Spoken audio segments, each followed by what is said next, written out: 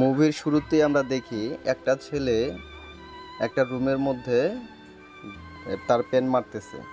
এখানে একটি মেয়েকেও দেখি, বোঝা যাচ্ছে যে তারা রাতে একসাথে ছিল, তারপর তারা সকালে কথোপকথন করতেছে। তো ছেলেটাকে দ্রুত চলে যাইতে দেখতেছি এখানে। তো এরপর আমরা দেখি যে ছেলেটি একটি বারে যাচ্ছে। তো বারে যাওয়ার পর সেখানে সে যেখানে ডান্স করতো সেখানে তাকে ঢুকতে দিচ্ছে না, কারণ তার আগেই অনেক টাকা বাকি পড়েছিল। তারপর আমরা দেখি ছেলেটা সেখান থেকে ফিরে আসে।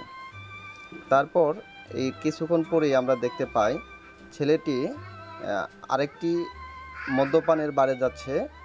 তারপর সেখানে গিয়ে সে মদ খাইতে চাচ্ছে কিন্তু পাচ্ছে না।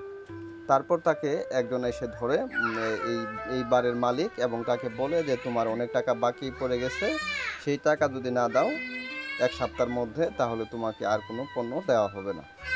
এরপর আমরা দেখি সেখান থেকে তাকে তাড়িয়ে দেওয়া হয় এবং একটা পর্যায়ে তাকে এখান থেকে মারধর করে বের করে দেওয়া হয়। এরপর সে